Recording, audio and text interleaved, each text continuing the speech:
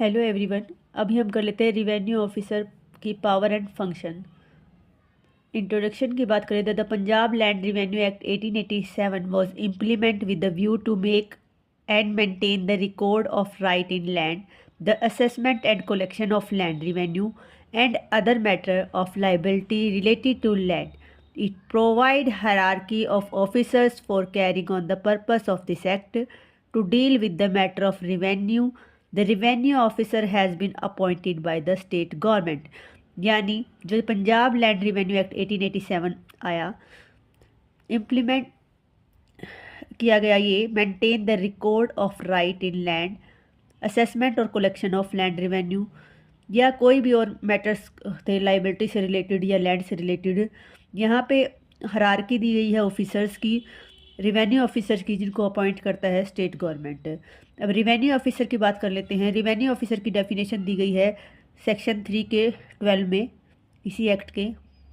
Revenue officer having authority under this act to discharge the function of revenue officer.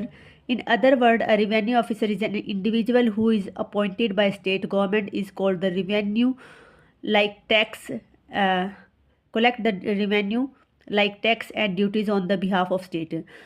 यानी ऐसा revenue officer वो इंसान, वो individual जो अपॉइंट करती है स्टेट गवर्नमेंट कलेक्ट करने के लिए रिवेन्यू, जैसे कि टैक्स या duties on the behalf of state. तो ये हमारी किस में दी हुई है, सेक्शन 3 की 12 में. He must use power and act accordingly the provision of this act. Class of revenue officer हमारा सेक्शन 6 में दिया गया है. क्लास कैसे होगी हमारे, financial commissioner, commissioner, collector, assistant collector of first grade और assistant collector of second grade. State में have appoint assistant commissioner, tehsildar and naib tehsildar. अब assistant collector of first grade tehsildar को बोलते हैं और assistant collector of second grade हम नायब तहसीलदार को बोलते हैं. फाइनेंशियल कमिश्नर की बात करें तो सेक्शन 7 में दिया हुआ है, financial commissioner is the head of the revenue department and appointed by the state government and his jurisdiction extend to whole of the Punjab. यानी हरियाणा की बात करें तो whole of the Haryana. He discharge the function interested to him under the section 7. यानी financial commission क्या होता है, head होता है रिवेन्यू डिपार्टमेंट का और उसकी जुडिक्शन पूरा का पूरा स्टेट होती है. ठीक है. अपॉइंटमेंट की बात करें तो state government can appoint one और more financial commissioner and make rules as to distribution of business among them. यानी स्टेट गवर्नमेंट एक या एक से ज़्यादा भी अपॉइंट कर सकती है फाइनेंशियल कमीशन को और डिस्ट्रीब्यूट कर सकती है बिजनेस अमंग दैम. उसके बाद है administrative control of financial commissioner. Under section 11 के फर्स्ट और 2 में financial commission has to work under the state government. The general superintendence and control of all other revenue officer shall be vested in the financial commissioner. Thus it can be said that financial commissioner is the head of the revenue department who works under the guidance of state government.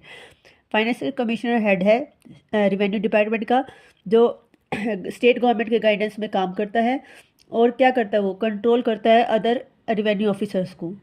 ठीक है. Commissioner की बात करें, ये कहाँ define इसका function 11 के 1 और 2 में. कमिश्नर की बात कर लेते हैं आगे. कमिश्नर सेक्शन 8 में डिफाइन है, state government make the appointment of commissioner, deputy commissioner, assistant commissioner और extra assistant commissioner. He exercise the jurisdiction over the district and performance the various function interested to him under this act. Every division had its own commissioner who execute his control over the collector or any other officer subordinate to him. हर एक division में एक commissioner appoint किया जाता है और वो control करता है ओवर कलेक्टर्स और अदर जो ऑफिसर्स हैं सबॉर्डिनेट में, अदर ऑफिसर सबॉर्डिनेट जो हैं उनको कंट्रोल करता है. एडमिनिस्ट्रेटिव कंट्रोल ऑफ कमिश्नर की बात कर लेते हैं. अब ये 11 के 3 में दिया गया है, act provide the commissioner had to work under the general superintendent of financial commissioner. The control of other revenue officer shall be vested in commissioner in his division. Therefore commissioner is the head of the revenue department within his division. Division के अंदर ये head है और ये किसके under काम करता है, फाइनेंशियल कमीशन के अंदर काम करता है और कंट्रोल करता है रिवेन्यू ऑफिसर और जो क्या है आपके क्या बोलते हैं कलेक्टर्स को ये कंट्रोल करता है. उसके बाद कलेक्टर की बात कर लेते हैं हम यहाँ पे. Collector, the deputy commissioner of a district shall be the collector. He is simply the collector of land revenue of the district, as being the chief revenue officer. He is the custodian of state's property. He is supposed to perform all those functions which are outlined by this act. तो collector क्या करेगा, वो district के अंदर आपका head होता है, या उसको क्या कस्टडियन भी बोल सकते हैं, और ये आपको कंट्रोल करेगा सबऑर्डिनेट रेवेन्यू ऑफिसर्स को, और ये गाइडेंस में काम करेगा किसके, कमिश्नर के। उसके बाद एडमिनिस्ट्रेटिव रोल की बात करें तो ये 11 के 4 में आपको दिया गया है, provide that the collector work under the general superintendence of commissioner but the collector shall control all other revenue officer in his district. तो कलेक्टर काम क्या किसके अंडर करता है, कमिश्नर और फाइनेंशियल कमिश्नर के अंडर, बट क्या करता है, वो कंट्रोल करता है अदर रेवेन्यू ऑफिसर जो डिस्ट्रिक्ट के अंदर होते हैं। ये 11 की 4 में डिफाइंड है। उसके बाद कर लेते हैं appointment of tehsildar and naib tehsildar. Section 9 में provide that state government may appoint assistant collector of first class और second class through notification and shall fix the number of officers they exercise the jurisdiction within the limit of district in which they are appointed. जिस district में appoint किए जाते हैं वही इसकी जुडिक्शन होती है। सेक्शन 9 में डिफाइंड है आपके जो है collector of first class and second class, और थ्रो नोटिफिकेशन एंड सेल और नंबर इनके फिक्स कर दिए जाते हैं। उसके बाद सेक्शन 10 की बात करें तो of this act state government determine the function to be discharge under this act by the class of revenue officer. State government function define करती है अंडर सेक्शन 10 में। आपका सेक्शन 12 कहता है power of the commissioner financial collector, financial commissioner and collector. A commissioner shall control all the revenue officer in his division. Section 12 क्या कहता है, commissioner में by written order or in any other manner distribute the business of revenue officer under his control within his division। उसके बाद financial commission collector may withdraw any case pending before any revenue officer under his control and either dispose of it by himself और refer it for it appeal to any other revenue officer under his control. Commissioner क्या करता है, commissioner यहाँ पे क्या करता है, revenue officer को कंट्रोल करता है।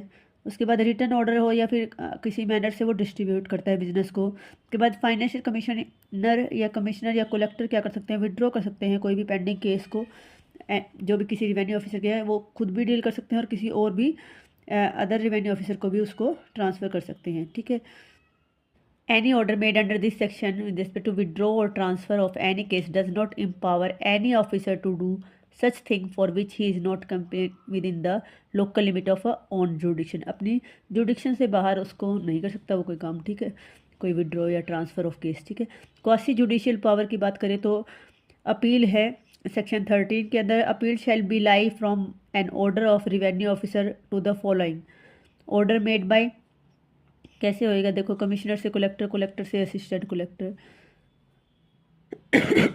तो कैसे हो सकती है, असिस्टेंट कलेक्टर से अपील करनी हो कलेक्टर को, कलेक्टर से करनी हो तो आप किसको करेंगे, कमिश्नर को, और कमिश्नर से फाइनेंशियल कमिश्नर को। तो असिस्टेंट कलेक्टर जो आपके फर्स्ट ग्रेड और सेकंड ग्रेड होते हैं वो कलेक्टर को आपकी अपील कर सकते हैं, कलेक्टर आपको करेगा कमिश्नर को, कमिश्नर करेगा आपका फाइनेंशियल कमिश्नर को। In order by assistant collector can appellant to the collector, in order by the collector can be appellant to the commissioner, and order by the commissioner can be appealed to the financial commissioner. तो ये आपकी hierarchy है। यहाँ पे एक case लिखा हमने, संता Singh versus Shrimati Lona का, held that if there is an order of partition then appeal can be filed under this act. Limitation for appeal की बात करें तो सेक्शन 14 में दी गई है, the period of limitation of appeal under this act follows. हमारे पास था क्या था, कलेक्टर, कमिश्नर और फाइनेंशियल कमिश्नर।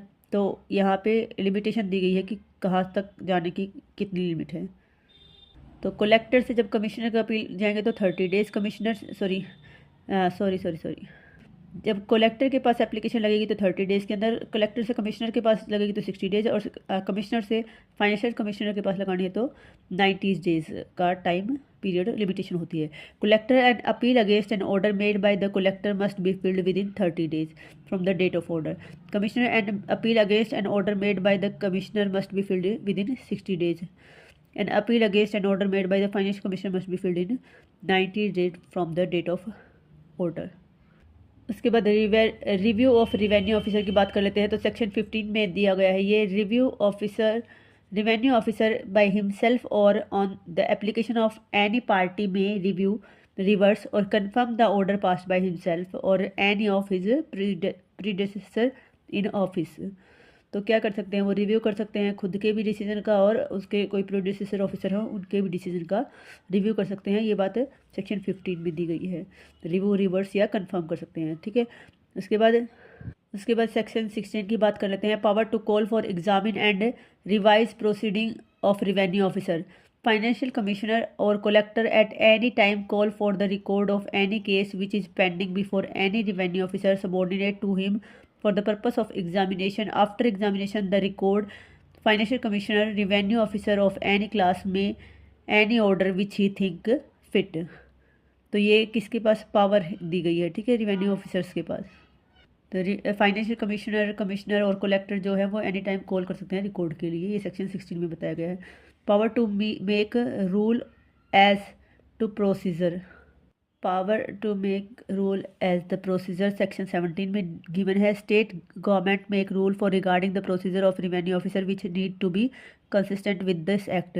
तो स्टेट गवर्नमेंट रिवेन्यू ऑफिसर के प्रोसीजर के बारे में आपको गाइडलाइन देती है जो कि एक्ट में दे रखी है, जिसे made of enforcing order to ejectment, delivery of possession of immovable property, dealing with contempt of resistance, may refer any case to another revenue officer for investigation and report. By whom the application made before revenue officer section 18 में given है। section 18 बोलता है कि specify who is authorized to make application and appear before revenue officer under this act. Appearance of application before the revenue officer under this act made by the following person। ये जो कौन कौन application लगा सकते हैं revenue officer के, उसके बारे में बता रखा है सेक्शन 18 की। by the parties themselves and by the recognized agent or legal practitioner। तो ये जो है जो आपकी एप्लीकेशन लगा सकते हैं रिवेन्यू ऑफिसर के आगे।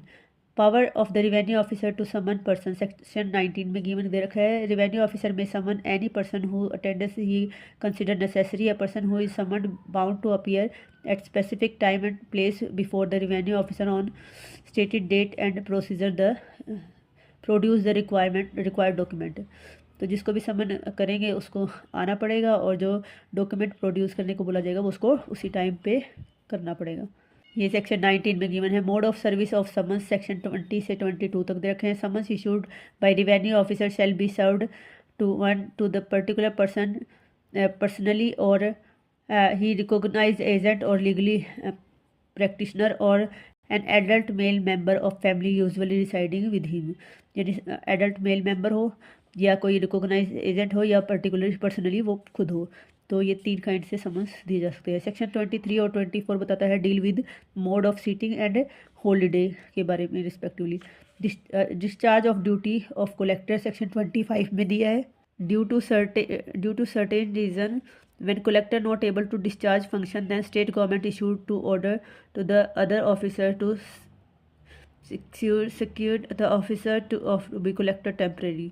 यानी अगर आपका जो कलेक्टर है वो आपकी ड्यूटी नहीं कर सकता तो टेम्परेली कोई और कलेक्टर अपॉइंट करवा देती है स्टेट गवर्नमेंट, जो कि उसकी जगह ड्यूटी परफॉर्म करता है। सेक्शन 25 में दिया है।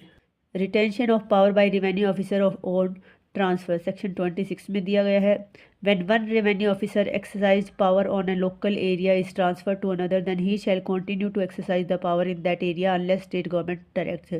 यानी जब रिवेन्यू ऑफिसर की ट्रांसफ़र हो जाती है तो भी वो तब तक वो काम करता रहेगा जब तक कि स्टेट गवर्नमेंट उसको डायरेक्शन ना दे दे कि भाई अब इसको बंद करो, ठीक है।